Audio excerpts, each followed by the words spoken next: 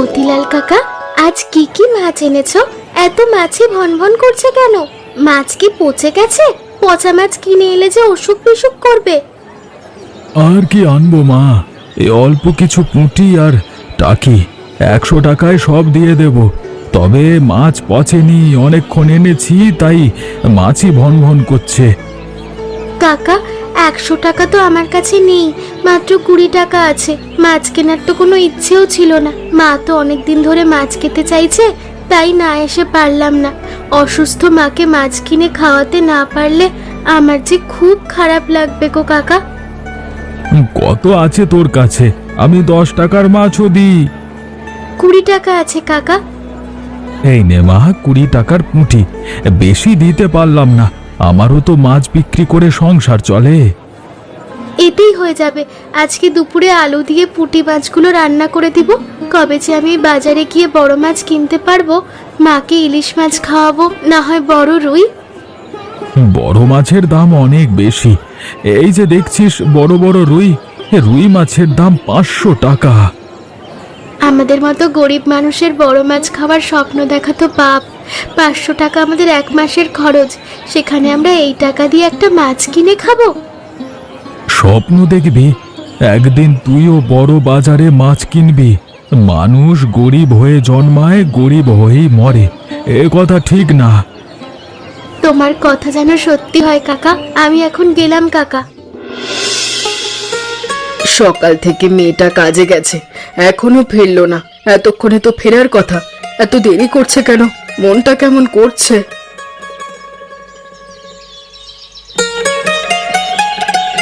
বৌদি, বৌদি, পূজা বাড়িতে আছে নাকি?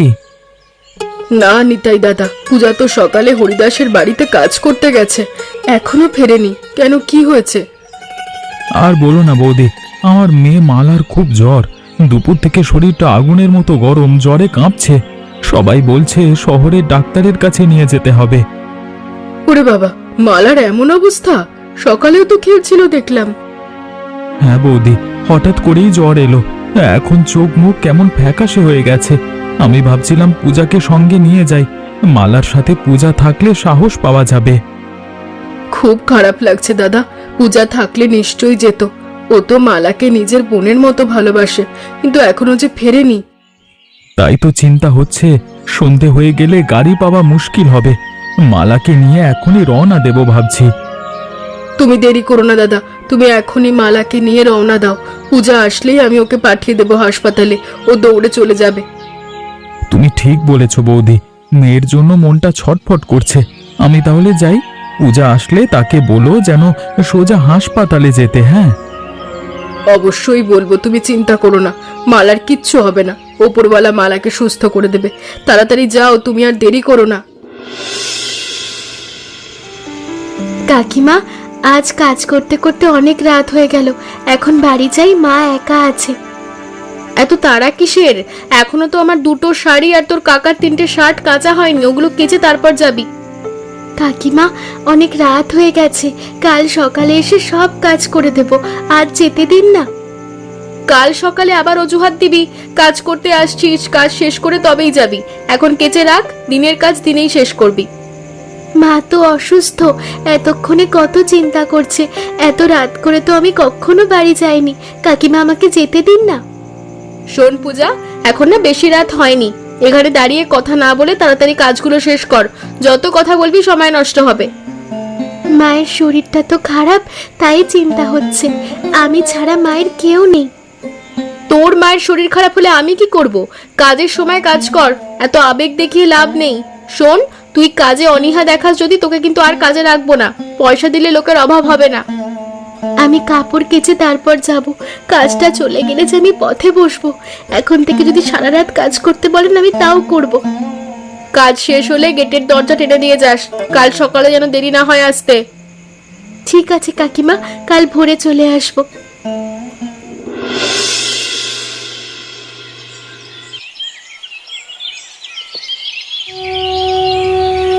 কাকা, আমি চলে এসেছি। মালা কেমন আছে?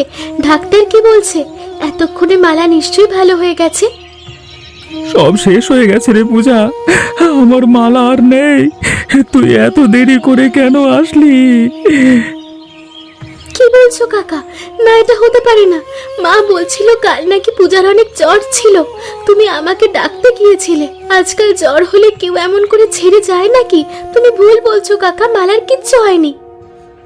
ডাক্তার বলল অনেক দেরি হয়ে গেছে, রাতে জ্বর আরো বেড়েছিল, শরীর আর সহ্য করতে পারলো না রে।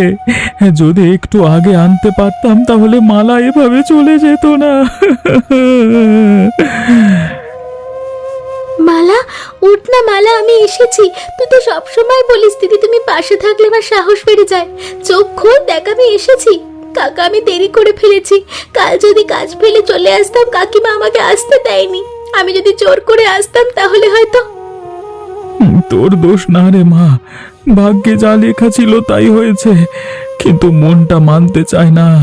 আমার একমাত্র মেয়ে তো, ওকে ছাড়া কেমন করে বাঁচবো বলতো? মা বলেছিল তুমি মালাকে হাসপাতালে নিয়ে গেছো, কিন্তু রাত এত হয়ে গিয়েছিল দেখে আমি আসতে পারিনি। আমি মনে করলাম সকালে এসেই দেখবো মালা হেসে বলবে পূজা দিদি তুমি এসেছো। পূজা, এখন আমাদের কি হবে? এই মেয়ে যে আমাদের আশা ভরসা ছিল, সুস্থ মেয়ে হঠাৎ করে জ্বর হয়ে আমাদের ছেড়ে চলে গেল। কাকা তুমি এমন করো না, তোমাকে যে ধৈর্য ধরতে হবে। তুমি এখানে বসো, আমি মালাকে বাড়ি নিয়ে যাওয়ার ব্যবস্থা করছি। দেখেছো পূজার কাণ্ড? আজ একেবারেই কাজে আসেনি, একটা খবর দেওয়ারও দরকার মনে করেনি। নিশ্চয়ই কোনো কারণ আছে। মেয়েটার মা তো অসুস্থ, হয়তো কোনো বিপদ হয়েছে।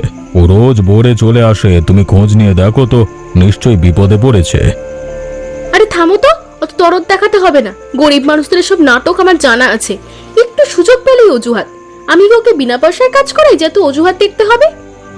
পয়সা তো দিই, তবে কাজের লোক হলেও তো মানুষ, মাঝে মাঝে অসুবিধে হতেই পারে। তুমি ওকে চেনো না, ওর খালি অজুহাত। কাল আসুক না, ওর একদিন কি আমার একদিন। তুমি একটু নরম হতে পারো। মেয়েটা সারা দিন কাজ করে, তারপর নিজের বাড়ির দায়িত্ব সামলায়। নরম হলে না মাথায় উঠবে। আজ না এসে দেখিয়ে দিল, কাল না এলে সোজা বলে দেব এই বাড়িতে কাজ করতে হলে নিয়ম মেনে চলতে হবে, না হলে দরকার নেই। তাড়াহুড়ো করে সিদ্ধান্ত নিও না, এখনকার দিনে কাজের লোক পাওয়া সহজ না। তাছাড়া মাইনেও বেশি দিতে হবে। পূজাকে তো মাসে 500 টাকা দিলে হয়ে যায়। কাজের লোকের অভাব হবে না, পয়সা দিলে কাজের লোক লাইন দেবে। তুমি বরং খাওয়া শেষ করো, এত ভাবার দরকার নেই। কাজের লোক পাওয়া গেলে ভালো, তবে মাইনে আমি 500 টাকার বেশি দিতে পারবো না, এটা যেন তোমার মাথায় থাকে। বুঝতে পেরেছি, তুমি 500 টাকার বেশি মাইনে দিতে পারবে না, তাই পূজাকে রাখতে চাইছো। এই তো ঠিক বুঝতে পেরেছো।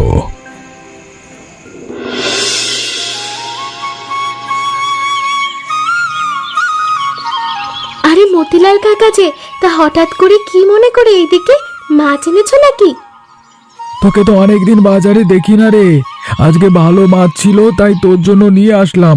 রুই মাছ আছে 100 টাকা কেজি, তোর কাছ থেকে 80 টাকা করে নেব। আমার কাছে যে কোনো টাকা নেই কাকা। হরিদাস কাকার বাড়িতে কাজ করতাম, ওরা আমাকে আর কাজে রাখে না, বলেছে আমার মতো কাজের লোক ওদের লাগবে না। ওরা খুবই খারাপ মানুষ, পয়সা আছে বটে কিন্তু মানসিকতা নেই।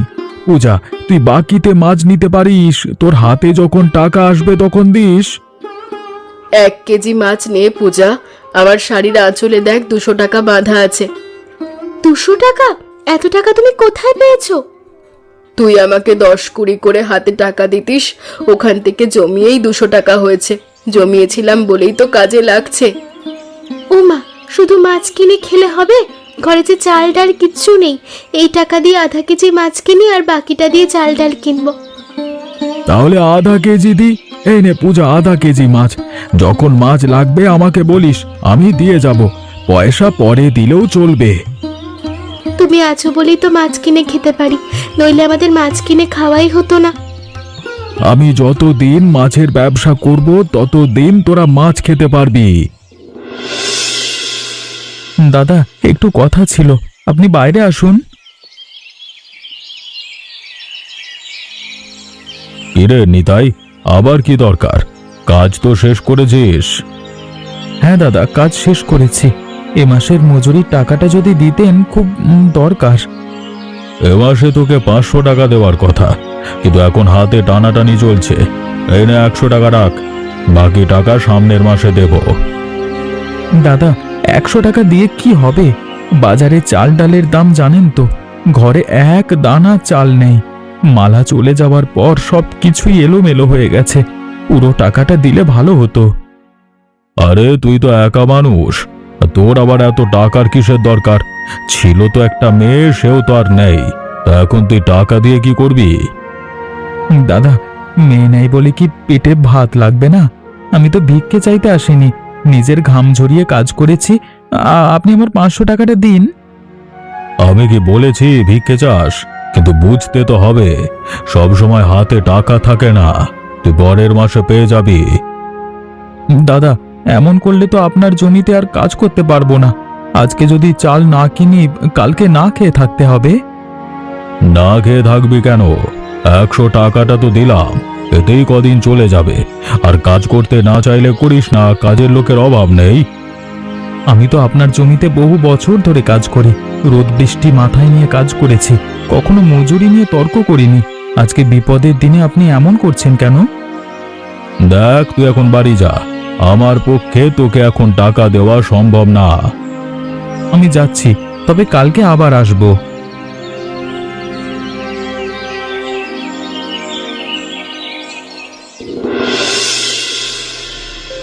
মা, দেখো ওদিকে কি যেন একটা পড়ে আছে। কয়েকজন লোকও জড়ো হয়েছে। কে জানে রে মা, চল তো দেখি আসি, দ্রুত এগো। মা, এ তো মতিলাল কাকার সাইকেল। মতিলাল কাকার আবার কি হলো? কাকা, মতিলাল কাকা। আর ডাকিস না মা, ভোরে বাজারে যাবার পথে হঠাৎ পড়ে যায়। কেউ বলে বুকে ব্যথা হয়েছিল, হাসপাতালে নেওয়ার আগেই সব শেষ। হায় উপরওয়ালা, এমন ভালো মানুষটার এই পরিণতি। না না, এটা হতে পারে না। কাকা তো বলেছিল যতদিন মাছের ব্যবসা করবে ততদিন আমাদের মাছ খাওয়াবে। কাকা তুমি ওঠো না, কাকা তুমি না থাকলে আমরা কার থেকে মাছ নেব? তুমি তো বলেছিলে বাকিতে দেবে, এখন আমাদের কে মাছ খাওয়াবে? মা, মানুষ তো চিরদিন থাকে না, কিন্তু মতিলাল মানুষের মতো মানুষ ছিল, গরিবের কষ্টটা বুঝতো। মা, আমরা তো একে একে সবাইকে হারাচ্ছি। মালা চলে গেল, এখন মতিলাল কাকাও চলে গেল। আমাদের মতো গরিব মানুষের পাশে দাঁড়ানো মানুষ কি আর থাকবে না? মা, ভালো মানুষেরা বেশি দিন থাকে না। আমার মেয়েটা দেখলি না, কেমন করে অকালে চলে গেল। কাকা আমাদের শুধু মাছ দিত না গো, সাহসও দিত। বলতো তুই একদিন বড় মাছের বাজার থেকে মাছ কিনবি। তার কথা মনে রাখবি, মানুষ মরে যায় কিন্তু তার ভালো কথাগুলো মরে না। এখন এসব কথা থাক, এখন সবাই মিলে মতিলাল দাদার দাহের ব্যবস্থা করতে হবে। তোমাকে এত চিন্তিত দেখাচ্ছে কেন? কিছু হয়েছে নাকি? হয়েছে তো বটেই। ওই নতুন মেয়েটা যে কাজে এসেছিল, সে দুদিন এসে আর আসে না। আজ সারাদিন কাজ করতে করতে আমি হিমশিম খেয়ে যাচ্ছি। তাই নাকি? আমি তো বলেছিলাম তাড়াহুড়ো করে কাউকে বাদ দিও না, কাজের লোক পাওয়া অত সহজ না। তুমি তো সবসময় আমাকেই দোষ দাও। আমি কি জানতাম নাকি মেয়েটা এরকম করবে? প্রথম দুদিন তো বেশ কাজ করলো, তারপর আর কোনো খবরই নেই। খবর নিয়েছো? হয়তো কোনো সমস্যা হয়েছে। আরে ধুর, এরা সবকটা একরকম। দুদিন কাজ করে তারপর অজুহাত। পূজাও তো তাই করেছিল, না বলে একদিন আসেনি। পূজার তো সত্যিই সমস্যা হয়েছিল, ওর মা অসুস্থ। তারপর শুনলাম পাশের বাড়ির মেয়েটাও মারা গেছিল। হ্যাঁ, আমিও শুনেছি। কাজের লোক কাজ করতে না আসলে আমার মাথা ঠিক থাকে না। পূজা খারাপ মেয়ে ছিল না, সারাদিন চুপচাপ কাজ করত, কোনোদিন মুখের উপর কথা বলেনি। অসুস্থ মা, নিজের সংসারের টানা পড়েন, তবু মাসে মাত্র 500 টাকায় এত কাজ করত। এখন নতুন কাউকে আনতে গেলে অন্তত 1000 টাকা চাইবে, নইলে দুদিন কাজ করে আর কাজ করতে আসবে না। 1000 টাকা? এত টাকা দিয়ে কাজের লোক রাখতে পারবো না। তাই তো বলছি, পূজাকে রাখলে আমাদেরই সুবিধে, কম টাকায় ভালো কাজ। দেখি আমি ওদের বাড়ি যাব, বলবো আবার কাজে আসতে। ও যদি কাজে আসে বেশি বকাবকি করব না। কালকেই যাও। হ্যাঁ, তাই যাব।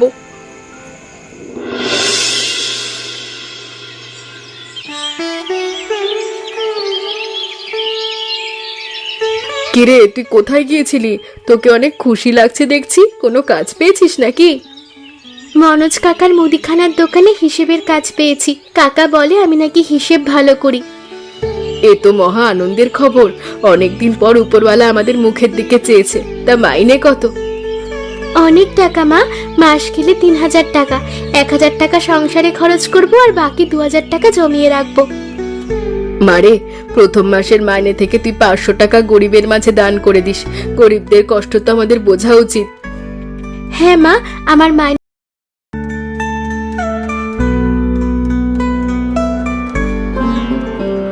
ভালোই হয়েছে, তোদের সাথে আমার দেখা হয়ে গেল। কাকা তুমি কোথায় যাচ্ছ? দিনের জন্য কোথাও বেড়াতে যাচ্ছ? আমার তো কেউ নেই, তাই আর এখানে থাকতে চাই না। আমার ভিটে মাটি যা আছে এসব আশ্রমে দান করে দেব। আমিও সারা জীবনের জন্য আশ্রমে চলে যাচ্ছি রে। কি বলছো কাকা? তোমাকে ছাড়া আমি থাকবো কি করে? আমাদের ছেড়ে যে সবাই একে একে চলে যাচ্ছে, তুমিও যদি চলে যাও তাহলে উপায় কি? পূজা মা, এটা তুই রেখে দে। এর মধ্যে একটা সোনার হার আছে। এটা মালার মায়ের হার। মালার বিয়ের সময় দেওয়ার কথা ছিল। মালা তো আমাদের ছেড়ে চলে গেছে, তাই এটা দিয়ে আমি কি করব বল? আমার জীবনটা কষ্টে ভরা। মালার বয়স যখন 5 বছর ছিল তখন মালার মা চলে যায়। মালার কথা ভেবে আমিও কোনো দিন বিয়ে করিনি। মালা 10 বছর বয়সে আমাকে ছেড়ে চলে গেল। কাকা তুমি এমন করে বলো না। তোমার কথা শুনে আমার চোখ থেকে জল বেরিয়ে এলো। আমি আর দেরি করব না, এবার যে আমাকে রওনা দিতে হবে। বৌদি, আমি গেলাম, তোমরা ভালো থেকো। হ্যাঁ,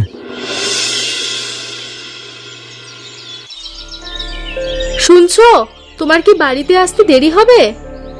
কি হলো? তোমাকে না বলেছি আমি যখন বাইরে যাব তখন পেছন থেকে আমাকে ডাকবে না? বলছিলাম কি, আশেপাশের গরিব ছেলে মেয়েদের মাংস খিচুড়ি রান্না করে খাওয়াতে চাই। সারা জীবন তো নিজেদের নিয়েই ভেবেছি, বাকি জীবনটা নয় ওদের নিয়ে ভাবি। হঠাৎ তোমার মধ্যে এত পরিবর্তন কেমন করে হলো? তুমি তো গরিবদের একদম দেখতে পারতে না। তাছাড়া বাড়িতে কোনো কাজের লোক নেই। তুমি কি একা একা বাচ্চাদের মাংস ভাত রান্না করে খাওয়াতে পারবে? পূজা আর আমাদের বাড়িতে কোনোদিন কাজ করবে না। ও একটা ভালো কাজ পেয়েছে, মাসে 3,000 টাকা মাইনে। শোনো, তুমি মোহনপুরে গিয়ে দাদা বৌদিকে নিয়ে এসো, ওরা আমাদের কাজে সাহায্য করবে। আজকে আমি মোহনপুর যেতে পারবো না, কালকে সকালে উঠে যাব। আজকে বাড়ি ফিরতে আমার দেরি হবে। তুমি এখন যাচ্ছ কোথায়? চেষ্টা করলে নিশ্চয়ই তাড়াতাড়ি বাড়ি ফিরতে পারবে। না গো না, সেটা হবে না। আমি আশ্রমে যাচ্ছি। আশ্রম এখান থেকে অনেক দূর, ফিরতে বিকেল হয়ে যাবে। হঠাৎ আশ্রমে কেন যাবে তুমি? নিতাই আমার কাছে 400 টাকা পায়, ওকে টাকাটা দেব, তাই আশ্রমে যাচ্ছি। ওর বাড়ি তো পূজাদের বাড়ির পাশেই। নিতাই আশ্রমে চলে গেছে, আর কোনো দিন গ্রামে ফিরবে না। বেচারা অনেক কষ্টে চলে গেছে। তাহলে আর দেরি করো না, দূরের পথ, তাড়াতাড়ি যাও, সাবধানে যেও।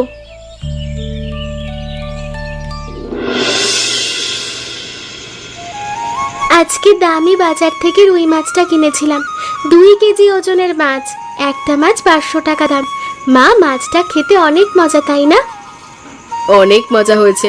তবে মা, তোকে একটা কথা বলি, এত বড় মাছ কেনার দরকার কি? টাকা পয়সা তো জমাতে হবে। মানুষের তো একটা শখ থাকে মা। আমারও তো ইচ্ছে হয় মায়ের জন্য বড় মাছ কিনি। রোজ তো আর কিনবো না। ভাবছি সামনের মাসে আধা কেজি খাসির মাংসও কিনবো। আজকে খুব মালার কথা মনে পড়ছে। মালা আমাদের জন্য বাটিতে করে খাবার দিয়ে যেত। মেয়েটা এত অল্প বয়সে আমাদের ছেড়ে চলে গেল। মালার কষ্টে নিতাই কাকাও গ্রাম ছাড়া হলো। মালার নাম করে একটা ছোটখাটো ভোজের আয়োজন করব। এতে করে মালার আত্মাও শান্তি পাবে। মালা বাচ্চা মানুষ, ওর আত্মা এমনিতেই শান্তিতে আছে। ওমা, তোমাকে আরেক টুকরো মাছ দিব? ওই লেজাটা দে, লেজা খেতে খুব ভালো লাগে। তোর বাবা বেঁচে থাকতে রোজ মাছ কিনে নিয়ে আসতো। আমি লেজা খেতাম আর তোর বাবা খেত মাঝের অংশটা, আর তোকে মাথা দিতাম। বাবা মারা যাওয়ার পর সব সুখ তছনছ হয়ে গেল, তাই না মা? জানো মা, আজকে মতিলাল কাকার কথাও খুব মনে পড়ছে। মতিলাল কাকা বলতো একদিন তুই বড় মাছ কিনতে পারবি। আজকে সত্যি সত্যি আমি বড় মাছ কিনেছি, কিন্তু কাকা আমাদের মাঝে নেই। থাক মা, এইসব কষ্টের কথা আর তুলিস না। কষ্টের কথা যত তুলবি ততই মন খারাপ হবে। ঠিক ঠিক বলেছ মা, কষ্টের কথা বাদ দিয়ে এখন থেকে সুখের চিন্তা করতে হবে।